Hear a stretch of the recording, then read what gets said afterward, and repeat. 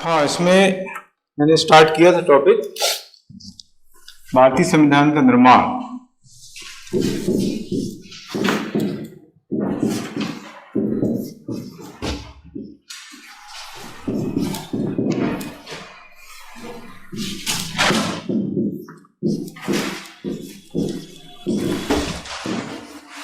ये पहला टॉपिक है यूनिट फर्स्ट का। इसमें दो चीजें मैंने आप लोगों को बताई थी। एक है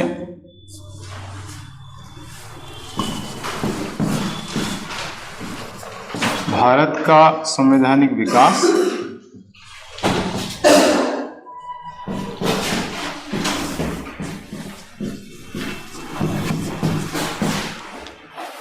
इसके अंतर्गत हमें अधिनियम पढ़ना है, जिसमें 3 अधिनियम ज्यादा इंपॉर्टेंट हैं। भारत परिषद अधिनियम 1909, इसको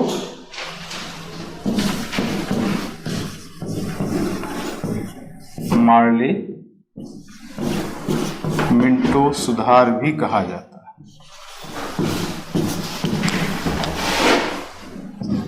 तो इसके बारे में मैंने कल बता दिया था। आज हम पढ़ने वाले हैं भारत शासन अधिनियम 1919।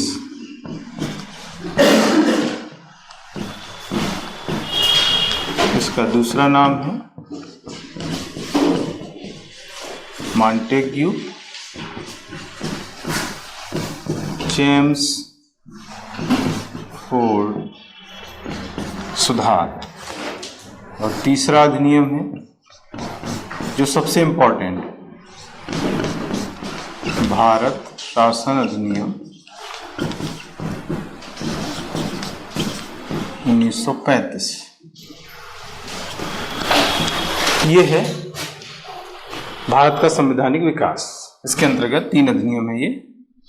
जैसे मैंने कल बताया था कि इसमें प्री में 2 अधिनियम आपके दिए गए हैं।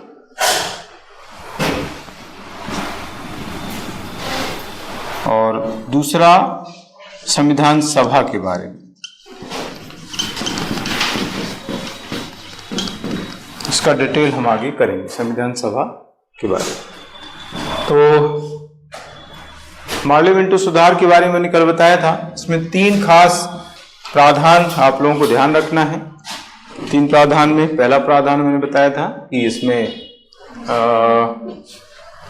मुस्लिम वर्ग को पृथक प्रतिनिधित्व प्रदान किया गया है ना। पृथक प्रतिनिधित्व का कॉन्सेप्ट पहली बार ही आया था और ये मार्ले मिंटो सुधार के तहत मुस्लिम वर्ग को दिया गया था। पृथक प्रतिनिधित्व का मतलब होता है कि मुस्लिम वर्ग के लिए अलग से निर्वाचन क्षेत्र डिसाइड कर देना और वहां से केवल मुस्लिम वर्ग को ही चुनाव लड़ने का अधिकार प्रदान करना। दूसरा इसमें प्रावधान किया गया था, जो विधायिका के सदस्य थे उनको पूरक प्रश्न पूछने का अधिकार दिया गया। इसके ठीक पहले का जो अधिनियम था भारत परिषद अधिनियम 1892, इसमें प्रश्न पूछने का अधिकार पहली बार मिला था, है ना। विधायिका के सदस्यों को प्रश्न पूछने का अधिकार पहली बार जो मिला वो अधिनियम है 1892 का भारत परिषद अधिनियम। और इसमें पूरक प्रश्न पूछने का अधिकार मिला। पूरक प्रश्न मतलब होता है क्रॉस क्वेश्चन। कोई भी प्रश्न पूछा गया है किसी विषय से संबंधित, तो उससे संबंधित कोई दूसरा प्रश्न करना, इसको कहते हैं पूरक प्रश्न, है ना। जैसे मैं कहूं कि मनरेगा के तहत कुल कितने लोगों को रोजगार अब तक उपलब्ध कराया गया, ये तो हो गया प्रश्न।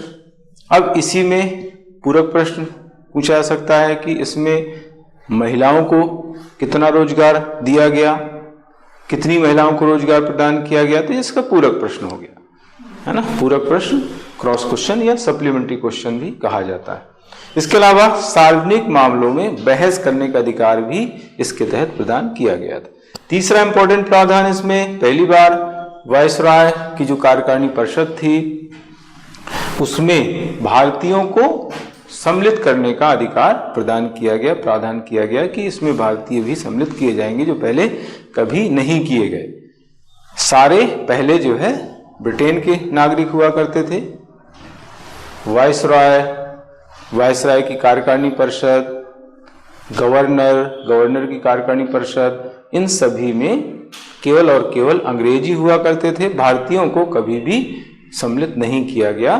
तो वायसराय की कार्यकारिणी परिषद जो थी उसमें पहली बार भारतीयों को सम्मिलित करने का प्रावधान इसी अधिनियम के तहत किया गया। और इसमें सम्मिलित होने वाले पहले जो भारतीय थे वो थे एसपी सिन्हा, सत्येंद्र प्रसन्न सिन्हा, पहले भारतीय थे जिनको वायसराय की कार्यकारिणी परिषद में सम्मिलित किया गया। तो ये खास प्रावधान 3 मैंने बताए हैं। 1909 का जो अधिनियम था, भारत शासन अधिनियम 1919, इसको मॉन्टेग्यू चेम्सफोर्ड सुधार भी कहा जाता है, जैसा कि मैंने मार्लियामेंटो सुधार के बारे में बताया था। इसमें भी 2 नाम हैं, मॉन्टेग्यू चेम्सफोर्ड।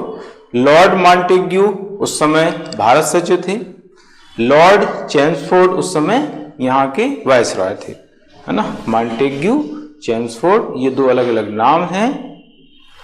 लॉर्ड मॉन्टेग्यू उस समय भारत सचिव थे भारत के, और लॉर्ड चेम्सफोर्ड उस समय यहाँ के वायसराय थे। तो इन दोनों ने मिलकर के एक दस्तावेज तैयार किया था और इसको ब्रिटिश संसद द्वारा पास किया गया था, इसलिए उन्हीं के नाम पर इसका नाम हो गया मॉन्टेग्यू चेम्सफोर्ड सुधार। ये जो अधिनियम था ये एक घोषणा पर आधारित है, जिसको कहते हैं अगस्त घोषणा। पर्टिकुलर अगस्त घोषणा का भी क्वेश्चन आपको पूछ सकते हैं। ये हिस्ट्री के अंतर्गत आएगा, ये पॉलिटी के अंतर्गत नहीं आएगा। है? आया है क्या?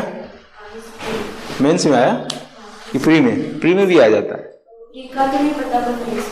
अच्छा, 3 नंबर में आया था। अगस्त घोषणा का क्वेश्चन आपको मेंस में फर्स्ट पेपर में 3 नंबर में आ सकता है। अगस्त घोषणा का दूसरा नाम मॉन्टेग्यू घोषणा भी है। मॉन्टेग्यू घोषणा, इसका समय है 20 अगस्त 1917। लॉर्ड मॉन्टेग्यू द्वारा ये घोषणा की गई थी ब्रिटिश संसद में, इसलिए उनके नाम पर इसका नाम हो गया अगस्त मॉन्टेग्यू घोषणा। चूंकि ये अगस्त में हुई इसलिए इसका नाम अगस्त घोषणा भी कहा जाता है। और ये जो है अगस्त घोषणा, ये भारत को उत्तरदायी शासन प्रदान करने से संबंधित है। इस घोषणा की मुख्य बात जो है वो ये है कि इसमें मॉन्टेग्यू ने घोषणा की थी कि उन्होंने कहा था कि हमारा उद्देश्य भारत को उत्तरदायी शासन प्रदान करना है। ये इस घोषणा की मुख्य बात है। हमारा उद्देश्य भारत को उत्तरदायी शासन प्रदान करना है। ठीक है, तो एक बड़ी बात यहां पर कही गई थी इस घोषणा के माध्यम से, इसलिए इसका इंपॉर्टेंस है ना।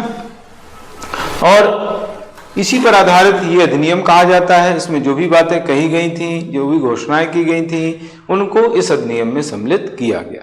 ठीक है, तो आपको अगर अगस्त घोषणा का क्वेश्चन आता है तो आपको समय बताना रहेगा कि 20 अगस्त 1917 को तत्कालीन भारत सचिव लॉर्ड मॉन्टेग्यू द्वारा घोषणा की गई, जिसकी मुख्य बात थी, या इस घोषणा में कहा गया था कि ब्रिटिश सरकार का जो उद्देश्य है वो है भारत को उत्तरदायी शासन प्रदान करना। ये जो है मुख्य बात आपको बताना रहेगी, और इसी घोषणा पर आधारित है भारत शासन अधिनियम 1919।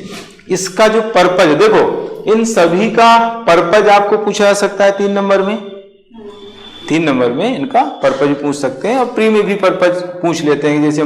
जैसे भारत शासन अधिनियम 1919 का मुख्य उद्देश्य क्या था, है ना। तो भारत परिषद अधिनियम जो 1909 है, इसका मुख्य उद्देश्य था मुस्लिम वर्ग को, ब्रिटिश सरकार द्वारा मुस्लिम वर्ग को अपने पक्ष में करना। ये इसका उद्देश्य था 1909 के अधिनियम का, है ना। 1909 के अधिनियम का मुख्य उद्देश्य क्या था? ब्रिटिश सरकार द्वारा मुस्लिम वर्ग को अपने पक्ष में करना। और फूट डालो, शासन करो की नीति को अप्लाई करना, को अपनाना, है ना। मुस्लिम वर्ग को राष्ट्रीय आंदोलन से अलग रखना, ये बहुत सारे उद्देश्य, लेकिन मेन उद्देश्य जो मैंने बताया वही है। आपको अगर देखो, ये हर जगह आप अप्लाई होगा जो मैं बताने जा रहा हूं। एक होता है का उद्देश्य, एक होता है के उद्देश्य। मैंने पहले भी कई बार इस चीज बताई है। का उद्देश्य मतलब एक उद्देश्य, के उद्देश्य मतलब 2 या 3। तो का के में देखो कितना अंतर आ गया। अब वो पूछ रहा है मुख्य उद्देश्य, बच्चे लिख रहे हैं 2-3 उद्देश्य। मुख्य उद्देश्य तो एक ही होगा ना, इसमें कितना अंतर आ गया। उसने किसी के बारे में पूछा कि भाई इसका मुख्य उद्देश्य बताइए। अब उसने जो है 3 लिख दिए उद्देश्य। अब एग्जामिनर समझेगा कि इसको मुख्य उद्देश्य तो पता ही नहीं, इसमें मुख्य तो एक ही होगा। अब अगर वो चाहे तो 0 नंबर दे सकता है। ये उदारता है उसकी कि भाई 1 आध नंबर वो दे सकता है, उदार होगा। अगर वो स्टिक होगा चेक करने में तो 0 नंबर भी दे सकता है कि इसको, वो समझेगा कि इसको मुख्य उद्देश्य तो पता ही नहीं, हमने मुख्य उद्देश्य पूछा, उसने 3 उद्देश्य लिख दिए, तो हम किसको मुख्य माने। अब स्टूडेंट सोचे कि भाई हमने तो लिख दिया और चेक करने वाला अपने हिसाब से लगा ले, तो अपने हिसाब से थोड़ी लगाएगा, आपको बताना पड़ेगा। तो ये छोटी छोटी चीजें हैं मेंस में, बहुत इंपॉर्टेंट है, जिनको नहीं समझ पाते बच्चे। वो बच्चे जो लाइब्रेरी में सेल पढ़ रहे हैं, है ना, वीडियो देख करके पढ़ रहे हैं, वीडियो आ रहा है, अरे बहुत अच्छा लग रहा है, बाकायदे वो स्क्रीन चल रही है ना, उसमें जो है वो पीपीटी चल रही हैं चीजें, मतलब वो थोड़ा सा हाईलाइट करके और डायग्राम बना करके वो चीजें चल रही हैं, डिजिटल बोर्ड। तो ये चीज उनको अच्छी लगती है, भले ही उसमें जो कंटेंट हो, जो वो बता रहा हो, कुछ भी नहीं हो, लेकिन वो चीज जो दिख रही है वो उसको बड़ा अट्रैक्टिव लग रही है कि यार देखो कितना अच्छा।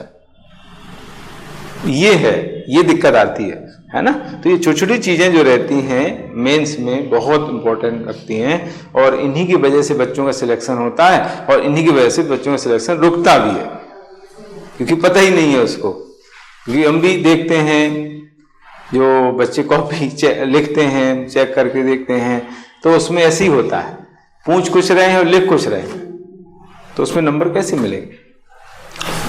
ये आई बात समझ में? तो आ गया समझ में का उद्देश्य और के उद्देश्य। का उद्देश्य मतलब एक, के उद्देश्य मतलब एक से ज्यादा, ठीक है ना, जो मेन हो। का उद्देश्य पूछा मतलब एक लिखना है, और एक कौन सा लिखेंगे, जो मुख्य होगा। मुख्य तो एक ही होता है, मुख्य 2-3 नहीं हो सकते हैं, ठीक है। तो इसका मुख्य उद्देश्य मैंने बताया है, हाँ, ब्रिटिश सरकार द्वारा मुस्लिम वर्ग को अपने पक्ष में करना। और बाकी उद्देश्य और अगर लिखना है तो फूट डालो, शासन करो की नीति को अपनाना, मुस्लिम वर्ग को राष्ट्रीय आंदोलन से पृथक रखना, है ना, हिंदू और मुस्लिम वर्ग में भेदभाव उत्पन्न करने, बहुत सारे हो सकते हैं, ठीक है। इसका जो उद्देश्य है, इसका उद्देश्य, मेन उद्देश्य वही है कि भारत में उत्तरदायी शासन को स्थापित करना या लागू करना, है ना, क्योंकि मॉन्टेग्यू जो घोषणा थी उसमें यही बात कही गई थी, और उसी पर आधारित ये अधिनियम है। इसलिए इस अधिनियम का मुख्य उद्देश्य है भारत में उत्तरदायी शासन को स्थापित करना। उत्तरदायी शासन का मतलब होता है ऐसा शासन, ऐसी सरकार जो जनता के प्रति उत्तरदायी हो, है ना, जनता के प्रति उत्तरदायी सरकार को यहाँ पर स्थापित करना, सरकार बनाना। और जनता के प्रति उत्तरदायी जो सरकार होगी वो कौन सी होगी, वो निर्वाचित सरकार होगी। इसलिए यहां से प्रत्यक्ष निर्वाचन की स्टार्टिंग मानी जाती है, ये उसका जुड़ा हुआ कनेक्शन है। यहीं से भारत में प्रत्यक्ष निर्वाचन स्टार्ट हुआ है और निर्वाचित सरकार बनी। निर्वाचित सरकार जो होगी वही जो है उत्तरदायी होगी जनता के प्रति। अगर निर्वाचित नहीं है तो वो फिर उत्तरदायी कैसे होगी? जनता, सरकार को पता है कि जनता को निर्वाचित हमें करना है, तो सरकार की मजबूरी है कि उसे सरकार जनता के प्रति उत्तरदायी होना पड़ेगा, जनता के हितों का ध्यान रखना पड़ेगा। नहीं रखेगी सरकार तो जनता वोट आउट कर देगी, उसको बाहर कर देगी, है ना, कोई भी सरकार हो। चाहे वो एनडीए की सरकार हो, चाहे यूपीए की सरकार हो, कोई भी हो, जनता किसी को नहीं छोड़ती है ना। इसलिए जनता किसी की सगी नहीं। अगर जनता को लगा कि यार ये सरकार हमारे हित की नहीं है, हमारे हितों का ध्यान नहीं रख रही है, तो बाहर कर देगी, कभी भी बाहर कर सकती वो। तो उसी को कहते हैं उत्तरदायी सरकार, उत्तरदायी शासन, जो इसकी स्थापना का मेन उद्देश्य था। इसके अलावा भारत में व्यवस्था को, नई व्यवस्था को लागू करना, भारत में जो राजनीतिक सुधार हैं उनको अपनाना, ये इसके अन्य उद्देश्य हम लिख सकते हैं। अब इसके प्रावधान देखो, दो चीजें हमें जो है इसमें लिखना पड़ेंगी।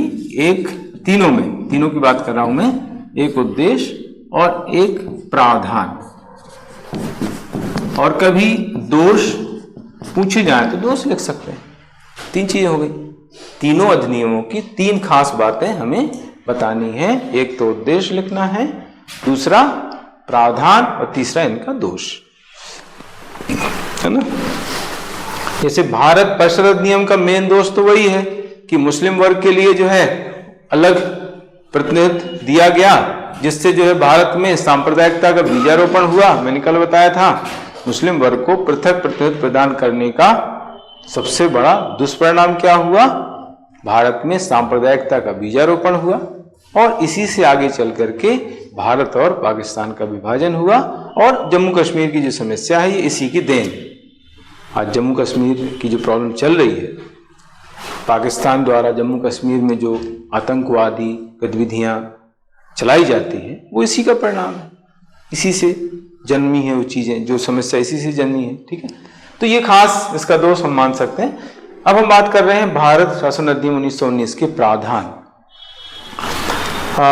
इसका पहला प्रावधान है केंद्र स्तर पर द्विसदनीय व्यवस्था की स्थापना करना, बाइकैमरल सिस्टम। इस अधिनियम के तहत केंद्र स्तर पर स्थापित किया गया था द्विसदनीय व्यवस्था। केंद्र में द्विसदनीय व्यवस्था लागू की गई।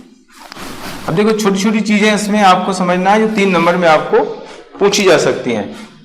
अब आपको ये पूछ सकता है कि केंद्र में द्विसदनीय व्यवस्था किस अधिनियम के तहत स्थापित की गई। प्री में भी क्वेश्चन आता है, आ सकता है, और मेंस में भी आ सकता है 3 नंबर में, कि केंद्र स्तर पर द्विसदनीय व्यवस्था किस अधिनियम के तहत लागू की गई, स्थापित की गई। तो ये है 1919 का अधिनियम। केंद्र में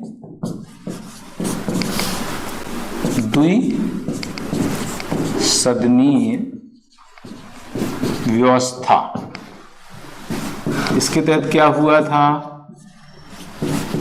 केंद्रीय विधायिका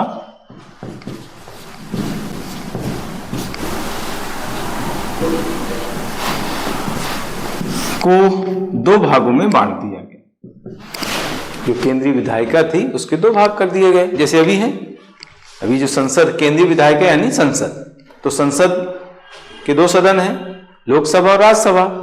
उस समय इनके जो नाम थे वो अलग थे, केंद्रीय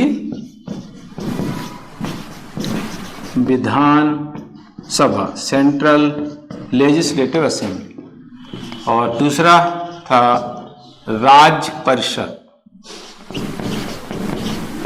ये है ना, ये 2 सदन इस समय केंद्रीय विधायिका के बना दिए गए। इसको कहते हैं केंद्रीय द्विसदनीय व्यवस्था, बाइकैमरल सिस्टम, मतलब 2 सदन स्थापित किए गए। ये केंद्र स्तर पर किया गया था, राज्य स्तर पर अभी एक ही था, राज्य की विधायिका एक ही थी, है ना। उसमें सदनों का डिवाइडेशन राज्य में नहीं किया गया था, वो किया गया था 35 के अधिनियम, है ना। 35 के अधिनियम में राज्य स्तर पर भी द्विसदनीय व्यवस्था स्थापित कर दी गई थी। यहां पर केवल केंद्र स्तर पर ऐसा किया गया। मैं थोड़ा सा पीछे जाके कुछ चीजें बता दूंगा आप लोगों को, क्योंकि हमने 20 से स्टार्ट किया है। जब हम 1773 का जो रेगुलेटिंग एक्ट वहां से स्टार्ट करते हैं तो एक क्रमबद्ध रूप से चीजें चलती हैं, लेकिन मैंने चूंकि 1909 के अधिनियम से स्टार्ट किया है, इसलिए आपको पीछे की चीजें बताना जरूरी है। केंद्रीय विधायिका का अस्तित्व जो है वो कब आया, 1858 के चार्टर एक्ट के तहत। 4 चार्टर एक्ट हुए हैं, तो चौथा जो चार्टर एक्ट है वो है 1858 का चार्टर एक्ट। तो तो 1858 का जो चार्टर एक्ट है उसके तहत ही पहली बार केंद्र स्तर पर विधायिका का अस्तित्व आया, क्योंकि पहले तो विधायिका ही नहीं थी, पहले तो कार्यपालिका ही थी। कार्यपालिका ही सारे काम करती थी, विधायिका संबंधी काम भी कार्यपालिका को करना होते थे और कार्यपालिका संबंधी काम तो करते ही थी। तो चार्टर एक्ट जो 1858 का था उसके तहत पहली बार कार्यपालिका विधायिका दोनों अलग अलग हो जाती है, पहले मिक्स चलता था। यानी हम ऐसा अगर कहें कि भारत में केंद्रीय विधायिका अर्थात संसद की नींव कब पड़ी, किस अधिनियम के तहत पड़ी, तो वो है चार्टर एक्ट 1858। आई बात समझ में? यहां पर विधायक केंद्र में विधायिका आ गई, राज्य स्तर पर विधायिका आई है उसके बाद 1861 का जो भारत परिषद अधिनियम था उसके तहत राज्य स्तर पर विधायिका का अस्तित्व आया। पहले वहां पर भी राज्य की जो कार्यपालिका हुआ करती थी, गवर्नर और उसकी जो कार्यकारिणी परिषद थी वही जो है सारे काम किया करती थी। ठीक है, तो केंद्रीय विधायिका का अस्तित्व आया, यानी संसद का अस्तित्व आया 1858 के चार्टर एक्ट के तहत। राज्य की विधायिका का अस्तित्व आया 1861 के भारत परिषद अधिनियम के तहत। केंद्रीय विधायिका में 2 सदन बनाए गए, यानी द्विसदनीय व्यवस्था केंद्र स्तर पर स्थापित हुई, वो है अधिनियम 1919 का अधिनियम, है ना। और ये दोनों सदन अस्तित्व में कब आए, अगर उसकी डेट उसका ईयर आपको पूछा जाए तो वो ईयर होगा 1921। क्यों? क्योंकि ये अधिनियम 1921 में लागू हुआ है। अगर आप 1921 भारत शासन अधिनियम 1919 कब लागू हुआ, तो ये लागू हुआ है 1921 में। मतलब केंद्रीय विधानसभा राज्य परिषद 1921 में अस्तित्व में है, ऐसा कह सकते हैं, है ना। और यहीं से जो है स्पीकर का पद आया है, स्पीकर का जो पद है वो यहीं से तो आया है। सर फ्रेडरिक व्हाइट पहले स्पीकर कहे जाते हैं, वो इसी समय बने थे, केंद्रीय विधानसभा के अध्यक्ष बने थे सर फ्रेडरिक व्हाइट। 1921 की ही बात है ये, क्योंकि 1921 में ये केंद्रीय विधानसभा बनी। ठीक है, क्योंकि 1921 में ये अधिनियम लागू हुआ है। आगे बात समझ में यहां तक? तो इसको कहते हैं केंद्र स्तर पर द्विसदनीय व्यवस्था की स्थापना करना, जो 1921 में हुई है। आपको उसने ईयर अधिनियम नहीं पूछा है, सीधा पूछ लिया कि केंद्र स्तर पर द्विसदनीय व्यवस्था कब लागू हुई या इसको स्थापित कब किया गया, उसने सीधे पूछा है ईयर। अब उसमें एक ईयर 1919 का भी आएगा। अगर 3 नंबर में पूछता है तो खैर ऑप्शन तो उसमें नहीं रहेंगे, आपको सीधे 1921 लिखना पड़ेगा अधिनियम का उल्लेख करते हुए। यही आपको पूछ लिया गया 3 नंबर में कि केंद्र स्तर पर द्विसदनीय व्यवस्था कब स्थापित की गई या कब लागू की गई। तो आपको 2 चीजें बताना है, एक तो अधिनियम बताना पड़ेगा और ईयर बताना पड़ेगा। अब इसमें कई बच्चे जो है 1919 का अधिनियम लिख के आ जाएंगे तो नंबर कट जाएंगे, उसमें नंबर तो मिलेंगे लेकिन पूरे 3 नंबर नहीं मिलेंगे। उसमें आपको लिखना पड़ेगा कि भारत शासन अधिनियम 1919 के तहत 1921 में केंद्र स्तर पर द्विसदनीय व्यवस्था लागू की गई। बस इतना लिखना है, 3 नंबर आपको। अगर अधिनियम पूछता है तो भी आप 1921 का उल्लेख कर सकते हैं अपनी तरफ से, है ना, तो और अच्छा रहेगा। अगर ईयर पूछता है तो करना ही करना है, अधिनियम का भी उल्लेख करना है, ऐसे। तो एक पॉइंट इंपॉर्टेंट पॉइंट हो गया। दूसरा इसमें प्रावधान आता है कि टोटल जो सब्जेक्ट थे उस समय उन सभी को 2 भागों में बांट दिया गया। पहले विषयों का डिवाइडेशन था ही नहीं, ज्यादातर जो विषय थे वो केंद्र के ही थे, केंद्र ही उस पर विधि बनाने का काम करती थी, है ना। लेकिन पहली बार जो है संपूर्ण विषयों को 2 भागों में बांट दिया गया, केंद्रीय विषय और प्रांतीय विषय, है ना। टोटल जो सब्जेक्ट थे उनको 2 भागों में बांटने का काम इसमें किया गया है। संपूर्ण विषय, केंद्रीय विषय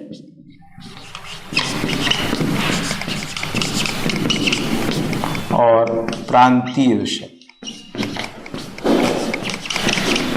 ये केंद्रीय विषयों के संबंध में जो विधि है वो केंद्रीय विधायिका द्वारा बनाई जाती थी। प्रांतीय विषयों के संबंध में विधि जो प्रांत की विधायिकाएं थी उनके द्वारा बनाई जाती थी। इन्हीं को आज जो है हम संघ सूची राजसूची बोलते हैं। यही संघ सूची राजसूची है। तीसरी जो समवर्ती सूची है उसको 35 के अधिनियम के तहत जोड़ा गया है ना। तो आज जो हम व्यवस्था देख रहे हैं वो व्यवस्था कैसे आई, कैसे स्थापित थी, वो सारी चीजें हम इसमें पढ़ रहे हैं, है ना। वर्तमान की जो व्यवस्था है, वर्तमान की जो कार्यपालिका है, वर्तमान की जो विधायिका है, राष्ट्रपति के अधिकार हैं, सुप्रीम कोर्ट है, ये सारी चीजें इसके अंतर्गत ही विकसित हुई। तो उसको हम ऐसे समझ सकते हैं।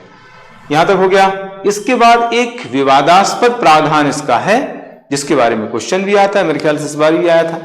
प्रांतों में द्वैध शासन इसी बार आया ना, पिछली बार आया था। प्रांतों में द्वैध शासन की व्यवस्था इस अधिनियम के तहत लागू की गई थी, जो सबसे ज्यादा विवादास्पद मानी जाती है। ये इसका दोष है, इसकी आलोचना की जाती है। प्रांतों में द्वैध शासन, डायआर्की सिस्टम इन प्रोविंसेस, प्रांतों में द्वैध शासन। अब देखो इसमें थोड़ा सा कंफ्यूजन बच्चों को रहता है, द्विसदनी और द्वैध शासन, इसमें प्रॉब्लम आती है। द्विसदनी में तो 2 सदन, वो केंद्र में है। द्वैध शासन यानी 2 तरीके का शासन, वो प्रांतों में है। केंद्र में द्विसदनी व्यवस्था और प्रांतों में द्वैध शासन। ऐसे आपको समझना, नहीं तो इसमें उलझ जाता है स्टूडेंट। जब पहली बार दूसरी बार पढ़ते हैं ना स्टूडेंट, तो उसमें उलझ जाते हैं कि कहां पर द्वैध शासन, कहां पर द्विसदनी व्यवस्था। तो आपको अच्छी तरीके से इसको समझ लेना है। प्रांतों में द्वैध शासन का मतलब क्या था? इसमें जो प्रांतीय विषय थे उनको पुनः 2 भागों में बांट दिया गया। पहले ओवरऑल 2 भागों में बांटा गया विषयों को, केंद्रीय विषय और प्रांतीय विषय। फिर प्रांतों में द्वैध शासन जो व्यवस्था थी उसके तहत पुनः प्रांतीय विषयों को 2 भागों में बांट दिया गया, आरक्षित और हस्तांतरित।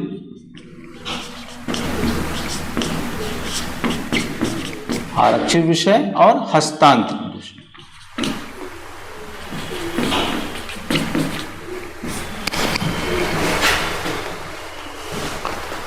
रिजर्व और ट्रांसफर, आरक्षित और हस्तांतरित 2 विषय थे ये। आरक्षित विषयों से संबंधित जो विषय थे वो ज्यादा महत्व के होते थे, ये ज्यादा महत्वपूर्ण थे। हस्तांतरित विषय अपेक्षाकृत कम महत्वपूर्ण हुआ करते थे, है ना। अब देखो आपको पर्टिकुलर अगर ये पूछ लिया गया कि प्रांतों में द्वैध शासन की व्यवस्था क्या थी, तो पूरा डिटेल आपको बताना पड़ेगा। प्रांतों में द्वैध शासन किस अधिनियम के तहत लागू किया गया, तो सीधे सीधा आपको अधिनियम का नाम लिख देना। इसके जनक का नाम भी पूछ सकता है आपको 3 नंबर में। इस व्यवस्था के जनक थे, हाँ,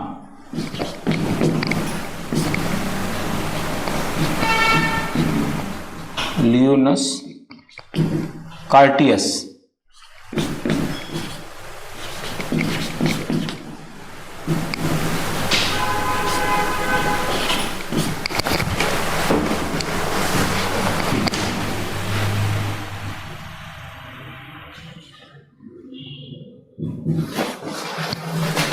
लियोनस कार्टियस जो है इस व्यवस्था के जनक फादर कहे जाते हैं। तो ये भी आपको पूछ सकता है क्वेश्चन। अब ये व्यवस्था क्या थी, देखिए इस व्यवस्था के अंतर्गत सबसे पहले क्या किया गया, सबसे पहले जो प्रांतीय विषय थे उनको 2 भागों में बांट दिया गया। 2 भाग कौन कौन से थे? आरक्षित विषय थे और हस्तांतरित विषय थे। आरक्षित जो विषय थे वो ज्यादा महत्व के हुआ करते थे, उनका इंपॉर्टेंस ज्यादा था। हस्तांतरित जो विषय थे वो कम महत्व के हुआ करते थे। आरक्षित विषयों के संबंध में जो निर्णय है वो गवर्नर द्वारा अपनी कार्यकारिणी परिषद के परामर्श से लिया जाता था। मतलब दोनों विषयों के संबंध में निर्णय तो गवर्नर को ही लेना है, क्योंकि प्रांत में प्रमुख तो गवर्नर ही हुआ करता था, अभी भी होता है। प्रांत में गवर्नर सर्वा हुआ करता, प्रमुख हुआ करता था। तो जो भी डिसीजन लेना है तो गवर्नर को ही लेना है। लेकिन गवर्नर जो है अलग अलग विषयों के संबंध में अलग अलग लोगों से परामर्श लेकर के निर्णय लिया करता था। तो आरक्षित विषयों के संबंध में अगर गवर्नर को कोई निर्णय लेना है तो इसके लिए उसे किससे पूछना पड़ेगा? इसके लिए उससे जो कार्यकारिणी परिषद उसकी थी उसके सदस्यों के परामर्श से निर्णय लेना होता। आरक्षित विषयों के संबंध में अगर कोई निर्णय लेना है तो गवर्नर जो चुने हुए प्रतिनिधि हुआ करते थे, जो जनता द्वारा निर्वाचित प्रतिनिधि थे, उनके परामर्श से निर्णय गवर्नर द्वारा लेना होते थे। तो इस तरीके से जो है इस व्यवस्था को कह दिया गया द्वैध शासन, दो तरीके का शासन, इसलिए इसको कहते हैं द्वैध शासन। आरक्षित हस्तांतरित के संबंध में यह शासन किया जाता था, लेकिन इसमें बहुत सारे कॉम्प्लिकेशंस थे, बहुत सारी जटिलताएं थी, अवरोध थे, इसलिए जो है प्रांतों में शासन व्यवस्था सही ढंग से काम नहीं कर पा रही थी इस व्यवस्था के कारण, क्योंकि जो डिवाइडेशन किया गया था वो बहुत ही कॉम्प्लिकेटेड था। जैसे दो संबंधित जो विषय थे उनको अलग अलग हिस्सों में बांट दिया गया। जैसे मान लीजिए मैं कहूं कृषि और सिंचाई दो संबंधित विषय हैं, लेकिन इनको अलग अलग कर दिया गया। कृषि को रख दिया गया हस्तांतरित में, सिंचाई को रख दिया कृषि को रख दिया गया आरक्षित में, सिंचाई को रख दिया गया हस्तांतरित में। अब दोनों संबंधित सब्जेक्ट हैं, लेकिन निर्णय अलग अलग तरीके से लेना है, अलग अलग लोगों से परामर्श करके लेना है। तो इस तरीके से जो है प्रांतों में जो शासन व्यवस्था थी वो प्रॉपर तरीके से काम नहीं कर पा रही थी, इसलिए इस व्यवस्था का बहुत ज्यादा विरोध हुआ, इसकी आलोचना की गई और बाद में 35 के अधिनियम में इस व्यवस्था को समाप्त कर दिया गया, है ना। तो द्वैध शासन के अंतर्गत अगर कोई क्वेश्चन आता है तो आपको पूरी इस तरह से डिटेल लिखना पड़ेगी, ध्यान रखना पड़ेगी, है ना। तो ये हो गया प्रावधान, तीसरा प्रावधान मैंने बताया है। इसके अलावा अभी मैंने बताया था कि जो मुस्लिम वर्ग था उसको पृथक प्रतिनिधित्व पहली बार 1909 के अधिनियम के तहत प्रदान किया गया। इसका विरोध हुआ, फिर भी विरोध के बावजूद यहां पर उस चीज का और विस्तार कर दिया गया। पहले केवल मुस्लिम वर्ग को यह अधिकार मिला, 1919 के अधिनियम के तहत ये अधिकार कुछ अन्य वर्गों को भी प्रदान कर दिया गया, उसमें सिख, भारतीय ईसाई और एंग्लो इंडियंस, है ना। पहली बार मुस्लिम वर्ग को यह अधिकार मिला, उसका विरोध बहुत ज्यादा किया गया। विरोध के बावजूद ब्रिटिश सरकार ने पृथक प्रतिनिधित्व का जो अधिकार है कुछ अन्य वर्गों को भी प्रदान कर दिया, और वो वर्ग थे सिख, भारतीय ईसाई और एंग्लो इंडियंस। सिख, भारतीय ईसाई और एंग्लो इंडियंस को भी पृथक प्रतिनिधित्व का अधिकार 1919 के अधिनियम के तहत प्रदान कर दिया गया। इस अधिनियम के तहत ही लोक सेवा आयोग के गठन का प्रावधान किया गया था, है ना। लोक सेवा आयोग के गठन का जो प्रावधान है वो पहली बार किस अधिनियम के तहत किया गया? एक बार 3 नंबर में क्वेश्चन आया हुआ है, एक बार क्वेश्चन 3 नंबर में पूछा गया है मेंस में कि भारत में लोक सेवा आयोग के गठन का प्रावधान सर्वप्रथम किस अधिनियम के तहत किया गया? यही के ही क्वेश्चन पूछा गया, सेम क्वेश्चन। भारत में लोक सेवा आयोग के गठन का प्रावधान पहली बार किस अधिनियम के तहत प्रदान किया गया? तो भारत शासन अधिनियम 1919 के तहत यह प्रावधान किया गया। हम जब लोक सेवा आयोग पढ़ेंगे यूपीएससी, एमपीपीएससी, तब वहां पर भी इसका जिक्र आएगा, और आपने प्री में आयोग के वहां पर भी इसको पढ़ा होगा, मैंने बताया वैसे। तो इस अधिनियम के तहत जो है लोक सेवा आयोग का जो गठन है वो 1926 में किया गया। 1 अक्टूबर 1926 को लोक सेवा आयोग का गठन इंडिया में किया गया था। पहला लोक सेवा आयोग था, लेकिन ये एक ही लोक सेवा आयोग था। इसके द्वारा ही पूरे भारत में परीक्षाओं का आयोजन किया जाता था, यानी प्रांतों के लिए अलग से लोक सेवा आयोग का प्रावधान नहीं था। पूरे भारत के लिए केवल एक ही लोक सेवा आयोग था, इसलिए इसको नाम दे दिया गया केंद्रीय लोक सेवा आयोग, है ना। इसको केंद्रीय लोक सेवा आयोग कहा जाता है। 1 अक्टूबर 1926 को इसका गठन किया गया, और इसके पहले जो अध्यक्ष थे वो सरोज बारकर थे। 5 सदस्यीय आयोग था, इसके अध्यक्ष थे सरोज बारकर। तो ओवरऑल पहले अध्यक्ष सरोज बारकर कहे जाते हैं, ठीक है। तो ये है इसमें एक ली आयोग भी आता है। ली आयोग की सिफारिश पर भारत शासन अधिनियम 1919 में इसका प्रावधान किया गया। फिर ली आयोग का गठन किया गया 1923-24 में। तो ली आयोग की सिफारिश के आधार पर जो है लोक सेवा आयोग का गठन 1926 में हुआ है। तो वो बीच में ली आयोग का भी प्रावधान आता है, उसका भी गठन का उल्लेख करना होता है। तो ये हो गया। इसके अलावा भारत में पहली बार प्रत्यक्ष निर्वाचन स्टार्ट यहां से हुए। भारत में जो प्रत्यक्ष निर्वाचन की स्टार्टिंग हुई है वो यहीं से मानी जाती है। इसके पहले चुनाव होते थे लेकिन अप्रत्यक्ष होते थे, इनडायरेक्ट होते थे, है ना। अगर हम पीछे देखें, पुरानी बातों की बात करें, पुराने जो एक्ट हैं, इसके पहले जो एक्ट उनकी बात करें, तो पहली बार निर्वाचन का प्रावधान इंडिया में कौन से अधिनियम के तहत किया गया था? 1892 का जो भारत परिषद अधिनियम था उसके तहत पहली बार भारत में निर्वाचन के सिद्धांत को अपनाया गया, है ना। भारत में निर्वाचन के सिद्धांत को अपनाया गया। ये भी क्वेश्चन इंपॉर्टेंट रहता है, आता है, तो ध्यान रखना है। भारत में पहली बार निर्वाचन के सिद्धांत को कब अपनाया गया, किस अधिनियम के तहत अपनाया गया? तो भारत परिषद अधिनियम 1892। लेकिन वो निर्वाचन किस तरह का होता था? वो निर्वाचन अप्रत्यक्ष था। प्रत्यक्ष निर्वाचन पहली बार 1919 के अधिनियम के तहत हुआ था। और महिलाओं को वोटिंग का अधिकार भी इसी के तहत मिला है। महिलाओं को वोटिंग का अधिकार इंडिया में इसी के तहत प्रदान किया गया है। ठीक है। ओवरऑल वोटिंग का अधिकार जो है न्यूजीलैंड में मिला है। न्यूजीलैंड पहला लोकतांत्रिक देश है जहां पर वोटिंग का अधिकार दिया गया था महिलाओं को वोटिंग का अधिकार न्यूजीलैंड में मिला। तो ये है इस तरीके से। इसके अलावा विधायिका के सदस्यों को वोटिंग का अधिकार मिला था, मतलब आम जनता को वोटिंग का अधिकार मिला। प्रत्यक्ष निर्वाचन स्टार्ट हुआ, महिलाओं को वोटिंग का अधिकार मिला, और इसी अधिनियम के तहत विधायिका के जो सदस्य थे उनको भी मतदान का अधिकार, वोटिंग का अधिकार मिला। जो अभी वोटिंग होती है विधायिका के अंदर, संसद, राज्य विधानमंडल, उसके अंदर जो है जो कोई भी प्रस्ताव है, कोई भी विधेयक रखा जाता है, तो उस विधेयक या प्रस्ताव पर विधानसभा विधायिका के जो सदस्य है वो वोटिंग करते हैं, मतदान करते हैं। तो इसकी स्टार्टिंग यहीं से मानी जाती है। इसके पहले अगर हम पहले के अधिनियम की बात करें तो सबसे पहले प्रश्न पूछने का अधिकार मिला इनको 1892 के अधिनियम के तहत। 1909 में उनको पूरक प्रश्न पूछने का अधिकार मिला और सार्वजनिक मुद्दों पर बहस करने का अधिकार मिला। 1919 में वोटिंग का अधिकार भी इनको प्राप्त हो गया।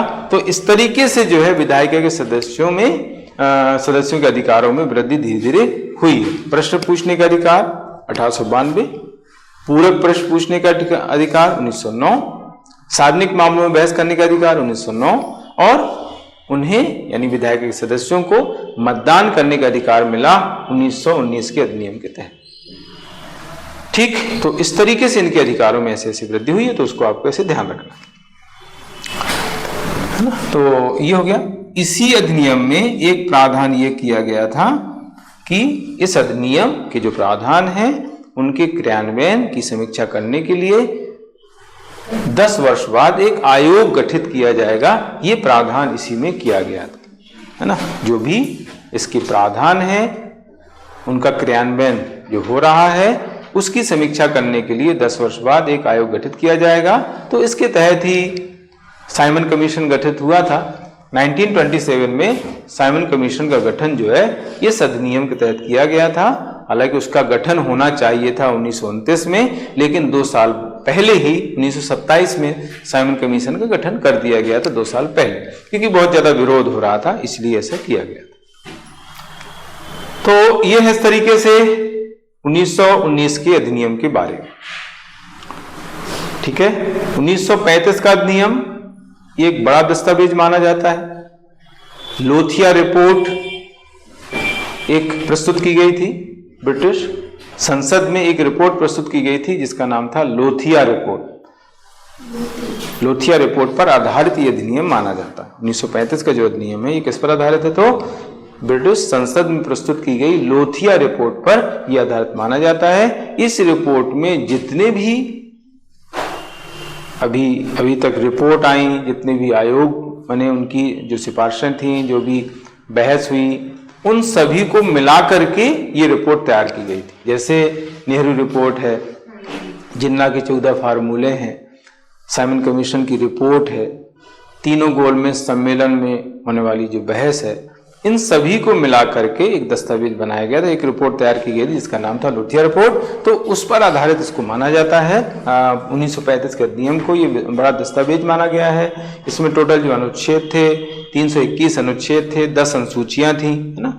इसमें जो अनुच्छेद थे वो 321 थे और 10 अनुसूचियां थी। तो एक बड़ा दस्तावेज था। इस अधिनियम के ज्यादातर प्रावधान हमारे संविधान में सम्मिलित किए गए हैं, इसलिए ये जो अधिनियम है वो भारतीय संविधान का सबसे बड़ा स्रोत माना जाता है, सोर्स माना जाता है।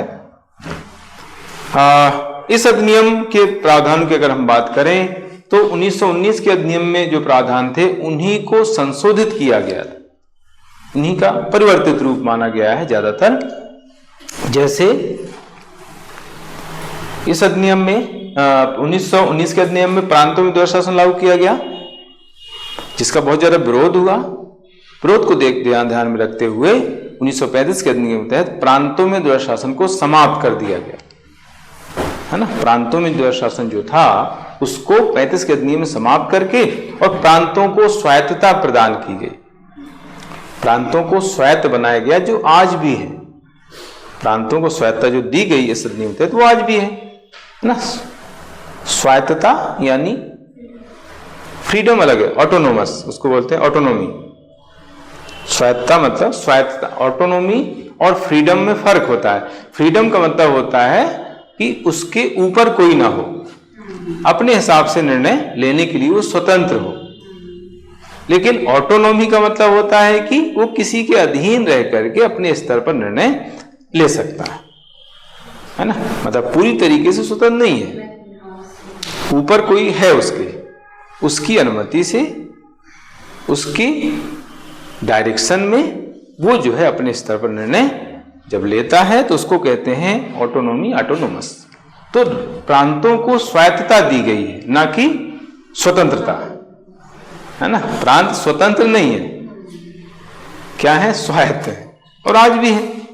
अगर प्रांत स्वतंत्र होते तो नया एक देश बना लेते। कितनी अलगाववादी गतिविधियां चल रही हैं इंडिया में, आप पूर्वोत्तर में देखो। अगर उनको स्वतंत्रता दी गई होती तो कब के अलग हो जाते हो, अपने आप को स्वतंत्र देश घोषित कर देते, ठीक है। लेकिन ऐसा नहीं हो सकता। हमारे इसमें प्रावधान है, हमारे यूनियन ऑफ द स्टेट्स में यही प्रावधान है कि कोई भी राज्य जो है भारतीय संघ से अलग नहीं हो सकता, कभी भी नहीं हो सकता है। क्यों? क्योंकि वो स्वतंत्र नहीं है, वो क्या है, स्वायत्त है।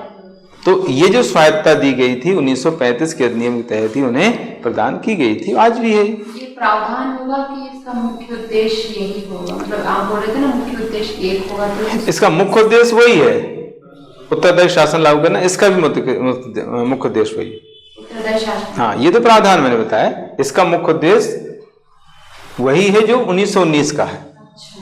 भारत में उत्तरदायी शासन लागू करना दोनों का मुख्य उद्देश्य माना जाता है, क्योंकि उत्तरदायी शासन अभी पूरी तरीके से लागू नहीं हो पाया, इसलिए उसको लागू करने का उद्देश्य यहाँ पर भी डिसाइड किया गया था, मुख्य उद्देश्य। और वो मैंने जो बताया ये प्रावधान है पहला, और वो प्रावधान जो है 1919 के अधिनियम का परिवर्तित रूप है। मैंने आप लोगों को पहले बताया कि इसके जो प्रावधान है वो 1919 के अधिनियम के परिवर्तित माने जाते हैं, उसको चेंज करके इस प्रावधान इसमें जोड़े गए थे। तो प्रांतों में द्वैध शासन जो था उसको समाप्त कर दिया गया और प्रांतों को स्वायत्तता प्रदान कर दी गई। ये जो व्यवस्था प्रांतों में लागू थी द्वैध शासन की, इसको केंद्र में लागू करने का प्रावधान किया गया, लेकिन ये कभी अस्तित्व में नहीं आ पाया। प्रांतों में जो द्वैध शासन की व्यवस्था थी वही के वही व्यवस्था केंद्र में लागू करने का प्रावधान इसमें किया गया 35 के अधिनियम में, लेकिन वो कभी लागू नहीं हो पाई। ये प्रावधान कभी भी अस्तित्व में नहीं आया, लेकिन प्रावधान हुआ है। तो कभी ऐसा पूछे कि किसमें प्रावधान किया गया, किसके अधिनियम के तहत केंद्र में द्वैध शासन का, तो ये 1935 का अधिनियम है, लेकिन लागू हो नहीं पाया। ऐसा कभी पूछ सकता है कौन सा ऐसा प्रावधान है जो 35 के अधिनियम में था लेकिन वो लागू नहीं हो पाया, अस्तित्व में नहीं आ पाया, तो यही है। दूसरा प्रावधान एक और था जो अस्तित्व में नहीं आ पाया, वो है अखिल भारतीय संघ। अखिल भारतीय संघ की स्थापना का प्रावधान इसमें किया गया था, लेकिन वो भी लागू नहीं हो पाया। तो ऐसे दो प्रावधान है 35 के अधिनियम के जो अस्तित्व में नहीं आए, जो लागू नहीं हो पाए। पहला है केंद्र में द्वैध शासन की व्यवस्था लागू करना, दूसरा अखिल भारतीय संघ की स्थापना करना। इसका भी क्वेश्चन एक बार प्री में पूछा गया है। अखिल भारतीय संघ का प्रावधान था, लेकिन ये अस्तित्व में नहीं आया। अस्तित्व में नहीं आने के पीछे जो वजह थी वो थी रियासतों का भारतीय संघ में सम्मिलित ना होना, है ना। रियासतें जो है भारतीय संघ में सम्मिलित नहीं हुई। सम्मिलित क्यों नहीं हुई? क्योंकि उनको सम्मिलित होना ऐच्छिक बनाया गया था, अनिवार्य नहीं।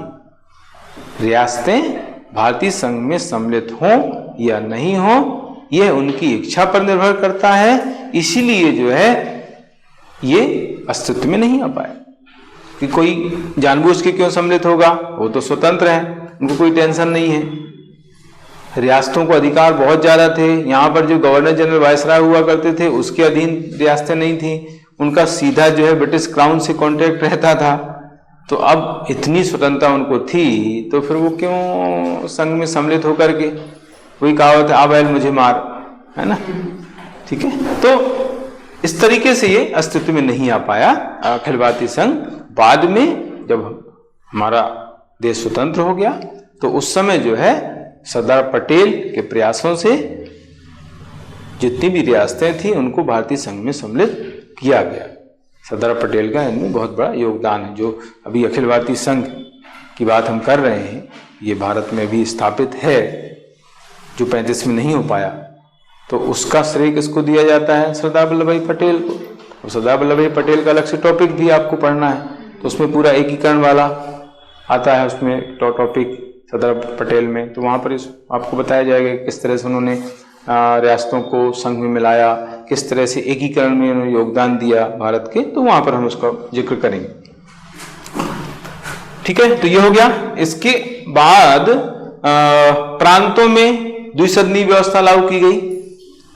इसके तहत जो है प्रांतों में द्विसदनीय व्यवस्था लागू की गई। 1919 के अधिनियम में केंद्र में द्विसदनीय व्यवस्था थी और 35 के अधिनियम में जो द्विसदनीय व्यवस्था केंद्र में थी वही व्यवस्था प्रांतों में भी लागू कर दी गई। द्विसदनीय व्यवस्था प्रांतों में द्विसदनीय व्यवस्था किस अधिनियम के तहत लागू की गई? तो 35 के अधिनियम में। केंद्र में द्विसदनीय व्यवस्था किस अधिनियम के तहत लागू की गई? तो 1919 के अधिनियम, है ना। इस तरह से आपको ध्यान रखना है।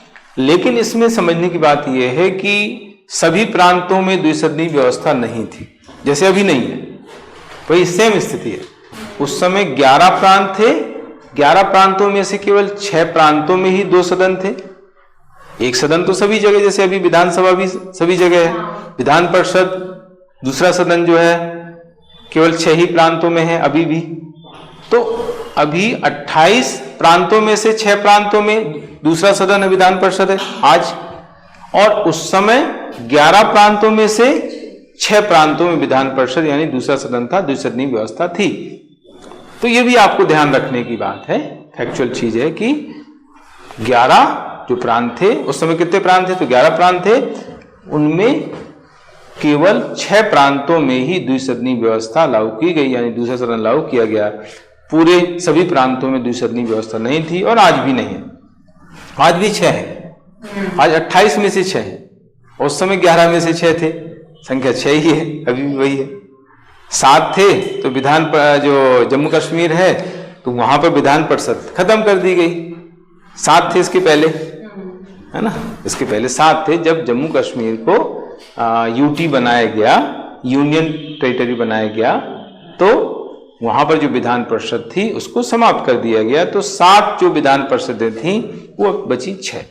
तो पहले भी 6 थी जब स्टार्टिंग हुई इसकी, और आज भी 6 ही। हाँ, बाकी के राज्यों में एक्चुअली तो प्रांतों पर डिपेंड करता है। प्रांतों को जरूरत नहीं लग रही है इसलिए उन्होंने रिकमेंड नहीं किया, क्योंकि इसके लिए रिकमेंड प्रांतों को करना होता है।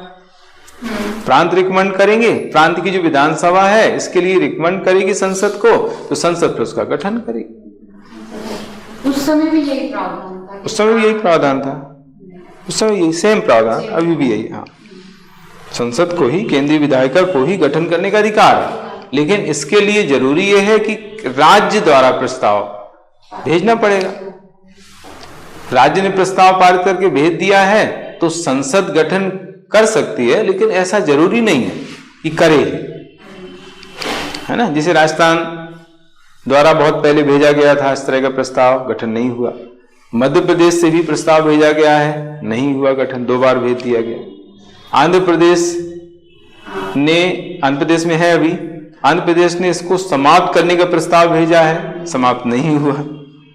तो प्रस्ताव भेजने के बाद भी ऐसा हो संसद के लिए जरूरी नहीं है, अनिवार्य नहीं है, संसद करे, उसकी इच्छा है ना। ये तो ये हो गया। इसके बाद संघीय न्यायालय की स्थापना का प्रावधान किया गया था दिल्ली में, संघीय न्यायालय, फेडरल कोर्ट, और इसका गठन 1937 में किया गया। संघीय न्यायालय यानी फेडरल कोर्ट के गठन का प्रावधान किया गया था और गठन 1937 में हुआ संघीय न्यायालय। लेकिन संघीय न्यायालय अंतिम न्यायालय नहीं हुआ करता था। इसके द्वारा जो भी निर्णय सुनाए जाते थे उन निर्णयों के खिलाफ अपील ब्रिटेन में प्रिवी काउंसिल द्वारा की जाती थी, प्रिवी काउंसिल में होती थी, यानी प्रिवी काउंसिल को अंतिम निर्णय का अधिकार था।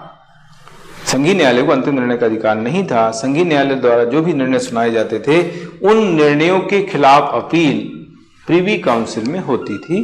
प्रिवी काउंसिल भारत के संदर्भ में अंतिम निर्णय करती थी। यही जो संघीय न्यायालय था, इसको भारतीय संविधान के अंतर्गत सर्वोच्च न्यायालय के रूप में सम्मिलित किया गया और यही सर्वोच्च न्यायालय आज अस्तित्व में है, नई दिल्ली में स्थित है। 28 जनवरी 1950 को इसको स्थापित किया गया, इसका उद्घाटन हुआ था और ये अंतिम न्यायालय है, सर्वोच्च न्यायालय, सुप्रीम कोर्ट, नाम ही उसका सर्वोच्च न्यायालय, उससे कोई ऊपर न्यायालय नहीं है, ठीक है। इसके अलावा अभी हमने बात की थी लोक सेवा आयोग की, तो 1919 के अधिनियम में लोक सेवा के गठन का पहली बार प्रावधान किया गया, लेकिन पूरे भारत के लिए एक ही लोक सेवा आयोग था। 1935 के अधिनियम में लोक सेवा आयोग अलग अलग कर दिए गए, अलग अलग प्रावधान कर दिया गया। प्रांतों के लिए प्रांतीय लोक सेवा आयोग, 2 या 2 से अधिक प्रांतों के लिए संयुक्त प्रांतीय लोक सेवा आयोग और संघ के लिए संघीय लोक सेवा आयोग। तो 3 लोक सेवा आयोगों के गठन का प्रावधान 1935 के अधिनियम में किया गया। संघ के लिए संघीय लोक सेवा आयोग, प्रांतों के लिए प्रांतीय लोक सेवा आयोग, 2 या 2 से अधिक प्रांतों के लिए संयुक्त प्रांतीय लोक सेवा आयोग। यही 3 लोक सेवा आयोग भारतीय संविधान के अनुच्छेद 315 में उल्लिखित हैं, लेकिन नाम चेंज कर दिया गया है। संघीय लोक सेवा आयोग का नाम हो गया है संघ लोक सेवा आयोग। FPSC जो था उसका नाम हो गया UPSC, है ना। संघीय लोक सेवा आयोग जिसको कहते थे उस समय संविधान के अंतर्गत उसका नाम हो गया UPSC। FPSC ये हो गया UPSC, federal public service commission, जिसको 1936 में स्थापित किया गया था 1935 के अधिनियम के तहत, है ना। ये स्टैब्लिश हुआ है 1936 में, 35 के अधिनियम के तहत, और ये स्थापित हुआ है 1950।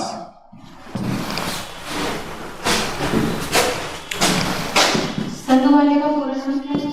संयुक्त संघीय, ये यूनियन है, फेडरल यूनियन, बाकी PSC वही है, फेडरल पब्लिक सर्विस कमीशन, संघीय लोक सेवा आयोग, और UPSC यानी यूनियन पब्लिक सर्विस कमीशन।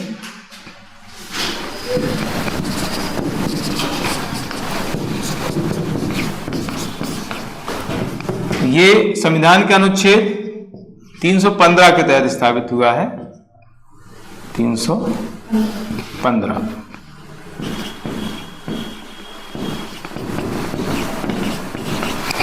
ये है, इसकी अगर डेट हम कहें तो 28 जनवरी, एक बार डेट भी पूछी गई है, 28 जनवरी 1950 को नई दिल्ली में ये स्थित है। इसके अलावा जो प्रांतीय लोक सेवा आयोग थे पहले, उनका नाम हो गया राज्य लोक सेवा आयोग, स्टेट PSC। जो संयुक्त प्रांतीय लोक सेवा आयोग थे उनका नाम हो गया संयुक्त राज्य लोक सेवा आयोग। GSPSC उसको बोलते हैं, SPSC और GSPSC। तो ऐसे 3 लोक सेवा आयोग अभी संविधान में उल्लिखित हैं, UPSC, SPSC और GSPSC, है ना। इस अधिनियम तहत ही सिखों पहले मुस्लिम वर्ग को प्रतिनिधित्व दिया गया 1909 में, फिर सिखों, भारतीय ईसाइयों, एंग्लो इंडियंस को पृथक प्रतिनिधित्व प्रदान किया गया 1919 के अधिनियम में। 1935 के अधिनियम में यह अधिकार हरिजन्स को भी प्रदान कर दिया, हरिजनों को भी यह अधिकार प्रदान किया गया 1935 के अधिनियम में। तो पृथक प्रतिनिधित्व का लगातार विस्तार किया गया 1909 के अधिनियम से लेकर के 1935 के अधिनियम तक लगातार विस्तार किया जाता रहा है। तो इस तरीके से जो है ये अधिनियम, इसके अलावा समर्थित सूची जोड़ी गई, 35 के अधिनियम तहत समर्थित सूची जोड़ी गई थी। और इस अधिनियम तहत जो भारत परिषद बनाई गई थी 1858 का जो अधिनियम था उसके तहत भारत परिषद बनी थी, तो भारत परिषद को इस समय समाप्त कर दिया गया। उड़ीसा को बिहार से अलग किया गया था। म्यांमार, जिसको बर्मा पहले बोलते थे, म्यांमार अभी उसका नाम है, म्यांमार को भारत से अलग कर दिया गया था। तो ये सारे प्रावधान जो है 35 के अधिनियम, बहुत सारे प्रावधान है, ये तो मैंने खास बताए, इंपॉर्टेंट बताए हैं, प्रावधान इसके बहुत है। और इसकी आलोचना पंडित जवाहरलाल नेहरू ने की है।